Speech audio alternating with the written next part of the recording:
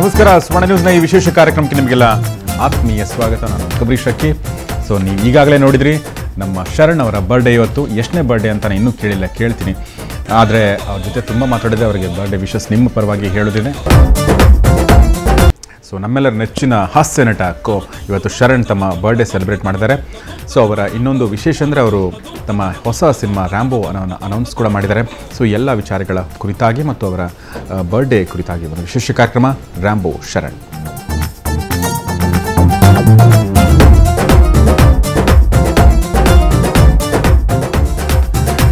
Happy birthday Sharan ಅಂತ ಹೇಳ್ತಾ ಇವತ್ತಿನ ಈ ಕಾರ್ಯಕ್ರಮಕ್ಕೆ ಸ್ವಾಗತ ಮಾಡ್ತಾ ಇದ್ದೀನಿ. ಶರಣ್ ನಮಸ್ಕಾರ ಮತ್ತು ಹುಟ್ಟುಹಬ್ಬದ ಹಾರ್ದಿಕ ಶುಭಾಶಯಗಳು ಶರಣ್ ಅವರಿಗೆ. ನಿಮ್ಮ ಎಲ್ಲಾ ಕನಸುಗಳು ನಿಜ ಆಗಲಿ, ನಿಮ್ಮ ಯಶಸ್ಸು ಸದಾ ನಿಮ್ಮೊಂದಿಗಿರಲಿ ಅಂತ ಹಾರೈಸ್ತೀನಿ ನಾನು. ಹೇಗೆ ಅನಿಸ್ತಾ ಇದೆ ನಿಮಗೆ ಬರ್ಡೇ ಸಂದರ್ಭದಲ್ಲಿ? ಬಹಳ ಹೊಸದು ಅನಿಸ್ತಾ ಇದೆ ನನಗೆ. ಆಕ್ಚುಲಿ ಏನಕ್ಕೆ ಅಂತಂದ್ರೆ ನಾನು ಈ ಥರದ ಏನು ಈ ಸೆಲೆಬ್ರೇಷನ್ ಥರದ ಮನುಷ್ಯ ನಾನಲ್ಲ. ನಾನು ಸೆಲೆಬ್ರೇಷನ್ಗೆ ತುಂಬಾನೇ ದೂರ ಇರೋವಂಥವ್ನು. ನಾನು ಕರೆಕ್ಟಾಗಿ ಹೇಳಬೇಕು ಅಂತಂದ್ರೆ ಅಫಿಷಿಯಲ್ ಆಗಿ ಒಂದು ಬರ್ತ್ಡೇನ ಸೆಲೆಬ್ರೇಟ್ ಮಾಡ್ಕೊಳ್ತಾ ಇದ್ದೀನಿ ಅಂತಂದ್ರೆ ಅದು ಇದೆ ಫಸ್ಟ್. ಓಕೆ, ನನ್ನ ಇಷ್ಟು ವರ್ಷದ ಇದರಲ್ಲಿ ಇದೇ ಫಸ್ಟ್. ಕಾರಣ ಒಂದು 2-3 ಒಂದು ಖುಷಿಯಾದ ಕಾರಣ ಒಂದಿದೆ, ಬೇಜಾರದ ಕಾರಣ ಒಂದಿದೆ. ಬೇಜಾರು ಹೇಳ್ಬಿಡ್ತೀನಿ ಫಸ್ಟ್. ವಯಸ್ಸೆಷ್ಟು ಅಂತ ಕೇಳ್ತಾರೆ. ಅಲ್ಲ, ಹುಡುಗಿಯರಿಗೆ ಕೇಳಿದ್ರೆ ನಾಚ್ಕೋತಾರೆ, ಭಯ ಪಡ್ತಾರೆ. ನಿಮಗೆ ಏನ್ರಿ ಕಷ್ಟ? ಇಲ್ಲ, ಬಟ್ ಏನಾಗುತ್ತೆ ಅಂತಂದ್ರೆ ಆದ್ರೂ ಈಗ 2 ಕರ. ಒಂದು ಏನು ಸೆಲೆಬ್ರೇಷನ್ ಅಂತಂತ, ಒಂದು ವಯಸ್ಸಾಗ್ತಾ ಇದೆ ಅಂತ ಸೆಲೆಬ್ರೇಷನ್, ವಯಸ್ಸಾಗ್ತಾ ಇದೆ ಅಂತ ಅನ್ನೋದಕ್ಕೋಸ್ಕರವಾಗಿ ಖುಷಿ ಪಡುವಂಥದ್ದು ಏನಿಲ್ವಲ್ಲ ಅಂತ ಅನ್ನೋವಂಥದ್ದು ಒಂದು. ಇನ್ನೊಂದು ಕಡೆ ಹೌದಪ್ಪ, ಇಷ್ಟು ವರ್ಷ ನಮ್ಮನ್ನ ದೇವರು ಆರೋಗ್ಯವಾಗಿಟ್ಟಿದ್ದಾನೆ ಅಂತ ಅನ್ನೋಂಥದ್ದು. ಇವಾಗಿನ ಒಂದು ಇದರಲ್ಲಿ ಭೂ ಕುಸಿತ ಆಗಿರ್ಬೋದು, ಕಟ್ಟಡ ಕುಸಿತ, ಕಂಟಾಮಿನೇಷನ್ನು, ವೈರಸ್ಸು, ಬಾಂಬ್ ಬ್ಲಾಸ್ಟು, ಇದ್ರ ಮಧ್ಯದಲ್ಲೂ ಕೂಡ ಇವತ್ತು ಆರೋಗ್ಯವಾಗಿದ್ದಾನೆ ಅಂತ ಇಟ್ಟಿದ್ದಾನೆ ಅಂತ ಅನ್ನೋದಕ್ಕೋಸ್ಕರ ಒಂದು ಸೆಲೆಬ್ರೇಷನ್ ಅಂತ ಅದು ಖುಷಿ ಪಡೋವಂಥದ್ದು. ಇನ್ನೊಂದು ಅದೇ ಹೇಳಿದ್ನಲ್ಲ, ಈಗ ಅವಾಗಲೇ ಒಂದು 10 ನಿಮಿಷದಿಂದ ವಯಸ್ಸು ಎಷ್ಟು ಅಂತ ಕೇಳಿದೆ. ಸೊ ಹೀಗಾಗಿ ಇದು ನನ್ನ ಮೊದಲನೇ ಬರ್ತ್ಡೇ ಸೆಲೆಬ್ರೇಷನ್. ವಯಸ್ಸು ಎಷ್ಟು ಅಂತ ನಾವು ಕೇಳಬಾರ್ದು. 10th ಎಷ್ಟನೇ ಇಸ್ವಿದಲ್ಲಿ ಪಾಸ್ ಆದ್ರಿ? ಪಾಸ್ ಆಗಿದ್ರೆ ತಾನೇ ಪಾಸ್ ಆಗಿದ್ರೆ ಕೇಳ್ತಿರಲ್ಲ ಅಂತ ಅನ್ನೋದಕ್ಕೋಸ್ಕರ ನಾನು ಫೇಲ್ ಆಗ್ಬಿಡ್ತೀನಿ. ಓಕೆ, ಸೊ ಎನಿವೆ, ಬಟ್ ನನಗನ್ಸುತ್ತೆ ಈ ಬರ್ಡೇ ನಿಮ್ಗೆ ನಿಜವಾಗ್ಲೂ ಸ್ಪೆಷಲ್. ಯಾಕಂದ್ರೆ ನನಗೆ ಈ ರ್ಯಾಂಬೋ ಅನ್ನೋ ಸಿನಿಮಾದ ಮೂಲಕ ನೀವು ಹೊಸದಾಗಿ ಅಂದ್ರೆ ನಾಯಕನಾಗಿ ನಿರ್ಮಾಪಕನಾಗಿ ಎಂಟ್ರಿ ಕೊಡ್ತಾ ಇದ್ದೀರಾ. ಸೊ ನಿಮ್ಮ ಪೋಸ್ಟ್ಗಳು ನೋಡಿದೆ, ನಿಮ್ಮ ಪ್ರೋಮೋಗಳು ನೋಡಿದ್ರೆ ತುಂಬಾ ಖುಷಿ ಆಗುತ್ತೆ. ಏನೋ ಒಂದು ಫೀಲ್ ಆಗುತ್ತೆ, ಏನೋ ಒಂದು ಬೇರೆ ತರ ಮಾಡ್ತಾ ಇದ್ದೀರಾ ಅಂತ. ಏನ್ ಮಾಡ್ತಾ ಇದ್ದೀರಾ ನೀವು ಈ ರ್ಯಾಂಬೋನಲ್ಲಿ? ನಿರ್ಮಾಣ ಮಾಡ್ತಾರೆ. ಏನಂತಂದ್ರೆ ಈಗ ನಾನು ಮಾಡೋದಕ್ಕಿಂತ ಬಿಟ್ಟು ಹೊಸದಾಗಿ ಏನೋ ಮಾಡ್ತಾ ಇದ್ದೀನಿ ಅಂತಂದ್ರೆ ಇದು ಪಾತ್ರ ಮಾಡಿದೆ. ಸೊ ಇದ್ರಲ್ಲಿ ನನಗೆ ಕ್ಯಾರೆಕ್ಟರ್ ಆರ್ಟಿಸ್ಟ್ ಆಗಿರ್ಬೋದು ಅಥವಾ ಹೀರೋ ಆಗಿರ್ಬೋದು, ಒಂದು ಪಾತ್ರ ಅಲ್ಲಿ ಅಭಿನಯ, ಅದು ನಾನು ಮಾಡ್ತಾ ಇದ್ದಂಥದ್ದು. ಸೊ ನನಗೆ ಇದುವರೆಗೂ ನನ್ನನ್ನು ಏನು ಇಷ್ಟಪಟ್ಕೊಂಡು ಬಂದಿದ್ದಾರೆ ಜನ ಅಂದ್ರೆ ಈ ಈ ಸ್ಪ್ಯಾನ್ ಆಫ್ ನನ್ನ ಕೆರಿಯರಲ್ಲಿ, ಒಂದು 10 ವರ್ಷದ ಕೆರಿಯರಲ್ಲಿ ಏನು ಇಷ್ಟಪಟ್ಕೊಂಡು ಬಂದಿದ್ದಾರೆ, ಅದಕ್ಕೆ ಹೇಳಿ ಮಾಡಿಸಿದ ಟೈಲರ್ ಮೇಡ್ ಪಾತ್ರ ಇದು, ಒಂದು ಪಾತ್ರ ಇದು. ಓಕೆ, ಸೊ ಏನು ರ್ಯಾಂಬೋ ಆಗಿರ್ತಾರೆ ಶರಣ್? ಹೇಗೆ, ಯಾವ ಥರ ರ್ಯಾಂಬೋ ಆಗಿರ್ತಾರೆ ಸರ್? ಇದುವರೆಗೂ ನಾನು ಏನು ಇಷ್ಟಪಟ್ಟಿದ್ದಾರೆ ಅದೇ ಶರಣ್ ಆಗಿರ್ತಾರೆ. ಸೊ ರ್ಯಾಂಬೋ ಅಂತನ್ನುವಂಥದ್ದು ಇಲ್ಲಿ ತುಂಬಾನೇ ಬಹಳ ಇಂಟ್ರೆಸ್ಟಿಂಗ್ ಆಗಿರುವಂಥ ಒಂದು ಮ್ಯಾಟ್ರ್. ಸೊ ಅದನ್ನು ಖಂಡಿತವಾಗ್ಲೂ ನೀವು ಥಿಯೇಟ್ರಿಗೆ ಬಂದು ನೋಡ್ಬೇಕು ನೀವು. ಯಾಕಂದ್ರೆ ಅದನ್ನ ಇಲ್ಲಿ ಓಪನ್ ಮಾಡಂಗೇ ಇಲ್ಲ. 3D ಮೂವಿ ಅಂತ ಬೇರೆ ಹೇಳಿದ್ದೀರಾ. ಈ 3D ಮೂವಿ ಅಂದ್ರೆ ಗೊತ್ತಾಯ್ತು ನನಗೆ, ನೀವು ಅದನ್ನ ಅಲ್ಲಿ ಹಾಕಿದಿರಾ, ಡುಬಾಕೋರ್, ಡೌರಾಜ ಅಂಡ್ ದಗಲ್ಬಾಜಿ ಅಂತ. ರಾಂಬೋಗ್ ಹಾಗೆ ಅನ್ಬೋದೇ ಹೊರತು ಶರಣ್ ಹಾಗೆ ಅನ್ನಕ್ಕೆ ಸಾಧ್ಯನೇ ಇಲ್ಲ. ಕರೆಕ್ಟ್. ಏನಂದ್ರೆ ಇಲ್ಲಿ ಒಂದು ತಮಾಷೆಯಾಗಿ ಅದನ್ನ ಯೂಸ್ ಮಾಡ್ಕೊಂಡಿದ್ದೀವಿ. ಡುಬಾಕೋರ್, ಡೌರಾಜ = 3D ಅಂತ ಅನ್ನೋದು ಅದು ಲೋಗೋನು ಕೂಡ ಆ ಥರ. ಈಗ ಇಲ್ಲೂ ಯೂಶಲಿ ಶರಣ್ ಈ ಥರ ಅಂತಿದ್ದಂಗೆ ನಿಮ್ಗೆ ಯೂಶಲಿ ಆ ಥರದ ಅಟ್ರಾಕ್ಷನ್ ಗ್ರಾಬರ್ ಥರ ಏನಿರಲ್ಲ, ಸುಮ್ಮನೆ ಒಂದು ಸಣ್ಣ ಬಿಸ್ಕೆಟ್ ಅಷ್ಟೇ ಅದು. ಆಮೇಲೆ ಇನ್ನೊಂದು ಥರದಲ್ಲಿ ನೀವು ನೋಡಬೇಕು ಅಂತ ಅನ್ನೋದಾದರೆ 3D ಅಂತ ಅನ್ನೋದು ಒಂದು 3 ಡೈಮೆನ್ಷನಲ್ ಸಿನಿಮಾ ಸರ್ ಇದು. ನನಗೆ ಖುಷಿಯಾಗಿದ್ದೇನು ಅಂತಂದರೆ ರ್ಯಾಂಬೋ ಅಂತನ್ನುವಂಥ ಒಂದು ಸೌಂಡಿಂಗ್ಗೆ ನಿಮಗೆ ಕಾಮಿಡಿ ಸೌಂಡಿಂಗ್ ಇಲ್ಲ. ಮಾತ್ರ 100% ಈ ಸಿನಿಮಾ ಕಾಮಿಡಿ ಸಿನಿಮಾ ಇದು. ನಿಮಗೆ ಸೌಂಡಿಂಗ್ ಹಂಗಿಲ್ಲ. ತುಂಬ ಆಸೆ ಇತ್ತು ಸರ್ ನನಗೆ, ಒಂದು ತುಂಬ ಬೇರೆ ಥರದ ಪಾತ್ರಗಳು ಮಾಡಬೇಕು ಅಂತ ಅನ್ನೋವಂಥದ್ದು. ಈ ರ್ಯಾಂಬೋ ಅಂತಿದ್ದಂಗೆ ಏನೋ ಒಂದು ಆ್ಯಕ್ಷನ್ ಫೀಲ್ ಬರ್ತದೆ. ಅಟ್ಲೀಸ್ಟ್ ಆ ಆಸೆನ ಈ ಟೈಟಲ್ ಎಲ್ಲಾರು ತೀರ್ಸ್ಕೊಂಡಿದ್ದೀನಿ.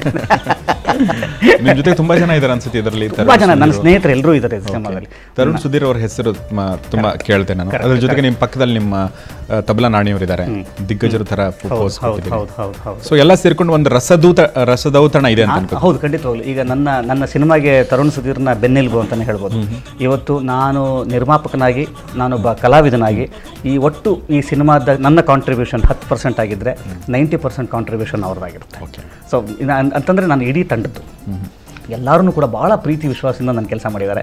ಸೊ ಈ ಸೀನ್ ಅವಾಗಲೇ ಹೇಳಿದ್ರಿ, ಏನು ನಾಯಕನಾಗಿ ನೀವು ಬಡ್ತಿ ತೊಗೊಳ್ಳೋವಂಥ ಪ್ರಯತ್ನಕ್ಕೋಸ್ಕರನ ಇದು ಅಂತ. ಖಂಡಿತವಾಗ್ಲೂ ಇಲ್ಲ ಸರ್. ನಾನು ಭಾಳ ಸಲ ಎಷ್ಟೋ ಸಲ ನನ್ನ ಇಂಟರ್ವ್ಯೂಗಳಲ್ಲೂ ಕೂಡ ಹೇಳಿದ್ದೆ, ನಾಯಕನಾಗಬೇಕು ಅಂತನ್ನುವಂಥದ್ದು ನನ್ನ ಇಂಟೆನ್ಷನು ಅಲ್ಲ. ಆಮೇಲೆ ನಾನು ಅಂದ್ಕೊಂಡಂಗೆ it was never my cup of tea ಅಂತನ್ನುವಂಥದ್ದು. ಈ ಪಾತ್ರಕ್ಕೆ ನಾನೇ ಬೇಕು ಅಂತನ್ನೋ ಥರದ್ದು ನನ್ನ ಇಮ್ಯಾಜಿಗೆ, ಅಂದರೆ ಇವತ್ತು ನಾನು ಏನು ಇಷ್ಟಪಡ್ತಿದ್ದಾರೆ ಜನ, ಸೊ ಅದಕ್ಕೆ ತಕ್ಕಂಥ ಒಂದು ಪಾತ್ರ ಬಂತು. ಓಕೆ. ಸೊ ಅದಕ್ಕೋಸ್ಕರ ಮಾಡಿದ್ವಿ. ಎಸ್. ಸೊ ಹಾಗಾದ್ರೆ ನಾವು ರಾಂಬೋ ಬಗ್ಗೆ ಕುತೂಹಲ ಕೆರಳ್ತಾ ಇದೆ, ಹೀಗಾಗಿ ನಾವು ಅದನ್ನು ತಣಿಸುವ ಪ್ರಯತ್ನ ಮಾಡೋಣ. ಸೊ ಒಂದು ದೃಶ್ಯಾವಳಿ ಇದೆ ನಮಗೋಸ್ಕರ, ಶರಣ್ ಅವರು ಅದನ್ನು ಎಡಿಟ್ ಮಾಡಿ ಕೊಟ್ಟಿದ್ದಾರೆ, ಅದನ್ನು ನೋಡೋಣ. ಅದಾದ ನಂತರ ಮೇಕಿಂಗ್ ಕೂಡ ನೋಡೋಣ. ಮೊದಲಿಗೆ ರಾಂಬೋ ಚಿತ್ರದ ಒಂದು ಚಿಕ್ಕದೊಂದು ಸೀನ್.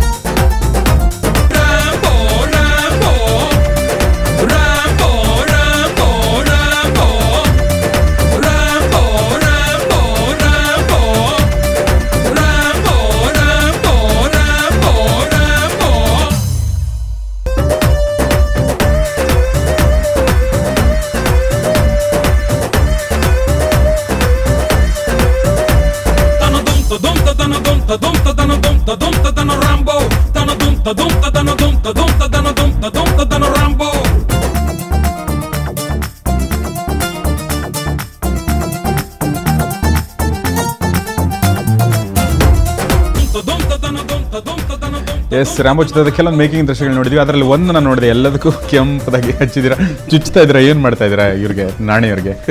ಆ್ಯಕ್ಚುಲಿ ನನ್ನ ಲವ್ ಲೆಟರ್ ಅದು. ನಾನು ಯಾರಿಗೂ ಪ್ರಪೋಸ್ ಮಾಡಬೇಕಾಗಿರುತ್ತೆ, ರಕ್ತದಲ್ಲಿ ಬರೆದಿರ್ತೀನಿ ಅಂತಿರ್ತೀನಿ. ಅದು ನಂದೇ ರಕ್ತ ಆಗಿದ್ದು ಅಂತ ಹೇಳಿ ಗೊತ್ತಿಲ್ಲ, ಅದಕ್ಕೆ ರಕ್ತನ ನಮ್ಮ ಮಾವನ ರಕ್ತ ತಗೊಂಡ್ಬರ್ತಾರೆ. ಪಾಪ ಹಿಂಗೆ ಕೂತ್ಕೊಂಡಿದ್ದಾರೆ ಅವರು. ಇಲ್ಲ, ಅದೊಂದು ತುಂಬ ಸೀರಿಯಸ್ ಸನ್ನಿವೇಶದಲ್ಲಿ ಬರುವಂಥದ್ದು. ಅದು ಟಕ್ಕಂತ ಸುಮ್ಮನೆ ಅಲ್ಲ, ಆ ಹುಡುಗಿಗೆ ರಕ್ತ ಯಾರ್ದಂತ ಗೊತ್ತಾಗಿ ನಿಮ್ಮ ಮಾವನ್ ಅಂತ ಗೊತ್ತಾಗಿ ನಿಮ್ಮ ಮಾವನ ಹಿಂದೆ ಬಿದ್ದುಬಿಟ್ರೆ ಏನು ಮಾಡ್ತೀರಾ? ಏನಿಲ್ಲ, ಹೊಡ್ಸ್ಕೊಂತಾರ ಅವರು. ನೆಕ್ಸ್ಟ್ ಶಾಟಲ್ಲೇ ಹೊಡ್ಸ್ಕೊಂತಾರೆ. ನನಗೆ ತುಂಬ ಖುಷಿಯಾಗಿದ್ದೇನು ಅಂತಂತಂದ್ರೆ, ಈಗ ನೀವು ಆವಾಗಲೇ ಮೇಕಿಂಗ್ ನೋಡಿದ್ರಿ, ನಮ್ಗೆ ಆಸೆ ಇದೇ ಥರ ಸಿನಿಮಾ ಮಾಡಬೇಕು ಅಂತನ್ನುವಂಥದ್ದು ಇದ್ದು ಸರ್. ಯಾಕಂದರೆ ನಾನು ಫಸ್ಟ್ ಟೈಮ್ ಈ ಕತೆ ಕೇಳಿದಾಗಲೇ ನನಗೆ, ನಾನು ನಿರ್ಮಾಣ ಮಾಡಬೇಕು ಅಂತ ಕತೆ ಹುಡುಕಿದವನಲ್ಲ, ಒಂದು ಒಳ್ಳೆ ಕತೆ ಸಿಕ್ತು ಅಂತ ನಿರ್ಮಾಣಕ್ಕೆ ಕೈ ಹಾಕ್ತವನು. ಸೊ ನಂದು ಕರೆಕ್ಟಾಗಿ ಇದು ಉಲ್ಟಾ ಕೇಸ್ ನಂದರಲ್ಲಿ. ನಿರ್ಮಾಣ ಮಾಡಬೇಕು ಅನ್ನೋವಂಥದ್ದು ಯಾವುದೇ ಥರದ ಒಂದು ಆಲೋಚನೆ ನನ್ನ ತಲೆ ಇರಲೇ ಇಲ್ಲ. ಒಂದು ಕಾಲ ಕೂಡಿರ್ಬೇಕಂತಾರಲ್ಲ, ಖಂಡಿತ ಒಂದು. ಆಮೇಲೆ ಕಾಲ ಕೂಡಬರ್ತು ಅನ್ನೋದಕ್ಕಿಂತ ಹೆಚ್ಚಾಗಿ ನನಗೆ ಒಂದು ಅದ್ಭುತವಾದಂಥ ಒಂದು ಕತೆ ಸಿಕ್ತು ನನಗೆ. ಕತೆ ಯಾರ್ತಿದೆಯಲ್ಲ?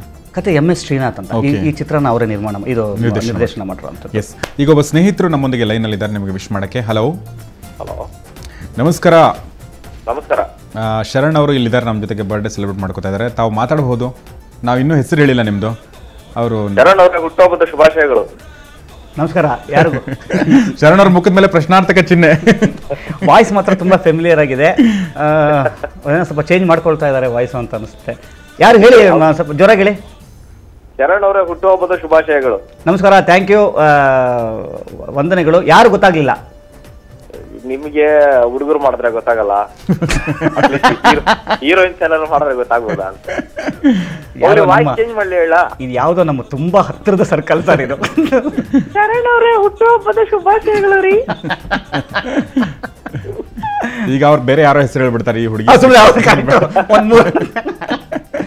ಓಕೆ, ಪ್ರೇಮ್ ನಮ್ಮನಿಗಿದ್ದಾರೆ. Prem, thank you very much ನಮ್ಮ ಜೊತೆ ಮಾತಾಡಿಸಿ. Okay, thank you.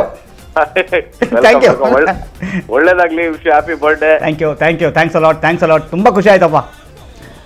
ಪ್ರೇಮ್, ನನಗೀಗ ಒಂದು ಪ್ರಶ್ನೆ ಏನಂದ್ರೆ, ಇದು ಶರಣ್ ಅವ್ರದಿಗೆ ನೀವು ಮೂವಿಗಳನ್ನ ಮಾಡಿದ್ರ. ಒಂದು ನಾನು ಹೊಂಗನಸು ಮೂವಿನಲ್ಲಿ ನಿಮ್ದು ತುಂಬಾ ನಂಗೆ ಇಷ್ಟ ಆಗಿತ್ತು, ಅದರಲ್ಲಿ ತುಂಬಾ ಚೆನ್ನಾಗಿತ್ತು.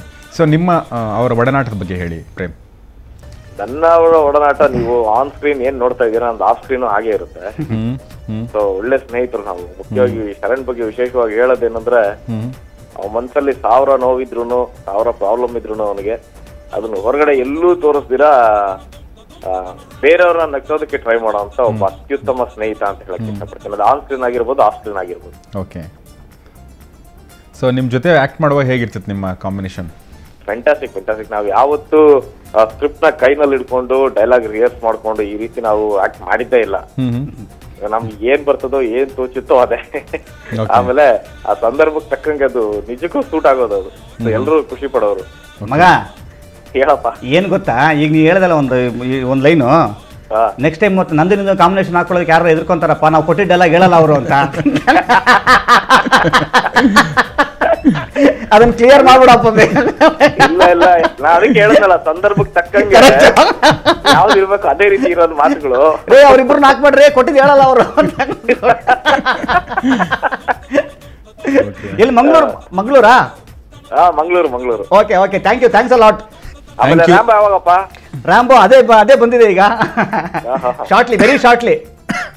ಪೋಸ್ಟ್ ಪ್ರೊಡಕ್ಷನ್ ತುಂಬಾ ಆಕರ್ಷವಾಗಿ ಅಟ್ರಾಕ್ಟ್ ಆದಂತ ಒಂದು ಲೈನು ರ್ಯಾಂಬೋ. ಕರೆಕ್ಟ್. ಟೈಟ್ಲು ಅಷ್ಟೇ ಚೆನ್ನಾಗಿದೆ. ಶರಣ್ ಅವ್ರಿಗೆ ರ್ಯಾಂಬೋ ಅನ್ನೋದು ಒಂಥರ ಇದಾಗ 3D ಬೇರೆ ಅಂತ ಹಾಕ್ಬಿಡಿ, ಎಲ್ರಿಗೂ ಕನ್ಫ್ಯೂಷನ್. ನಾನು ಅದೇ ಹೇಳ್ತಾ ಇರೋದು, ಎಲ್ಲ ಕರೆಕ್ಟ್ ಆಗಿ ಈಗ ನೀವುಗಳು ಮಾಡ್ಬೇಕಾಗಿರೋಂತ ಟೈಟ್ಲ್ ಇದು. ಸುಮ್ಮನೆ ಟೈಟಲ್ ಎಲ್ಲರೂ ಹಾಕೊಂಡು ನಾನು ಆಸೆ ತೀರ್ಸ್ಕೊತಾ ಇದೀನಪ್ಪ. ಇಲ್ಲ ನಾನ್ ಮಾಡೋದಲ್ಲ, ಆಕ್ಚುಲಿ ಅದೊಂದು ಏನು ಕಾಂಟ್ರಾಸ್ಟ್ ಆಗಿದ್ರೆ ಟೈಟಲ್ ಈ ತರ ಅದಕ್ಕೋಸ್ಕರನೇ ಮಾಡಿದ್ದು. ಆದಷ್ಟು ಬೇಗ ರ್ಯಾಂಬೋ ರಿಲೀಸ್ ಆಗ್ಲಿ, ಸೂಪರ್ ಡೂಪರ್ ಹಿಟ್ ಆಗ್ಲಿ. ಥ್ಯಾಂಕ್ ಯು ಪ್ರೇಮ್ ಅವರೇ, thank you very much. So ನಾವು ಪ್ರೇಮ್ ಜೊತೆ ಮಾತಾಡಿದ್ವಿ. ಸೊ ಸ್ನೇಹಿತರು, ಶರಣ್ ಅವರ ಕೆಲವು ಆಪ್ತ ಬಳಗದಲ್ಲಿ ಒಬ್ಬರು ಅವರು ಕೂಡ. ಸೊ ನಾವು ಇನ್ನೂ ಕೆಲವರ ಜೊತೆ ಮಾತಾಡೋಣ ಮತ್ತು ರ್ಯಾಂಬೋ ಚಿತ್ರದ ಇನ್ನೂ ಕೆಲವು ದೃಶ್ಯಾವಳಿ ನೋಡೋಣ. ಶರಣ್ ಜೊತೆ ಮಾತಾಡೋಣ ಚಿತ್ರದಲ್ಲಿ ಬ್ರೇಕ್.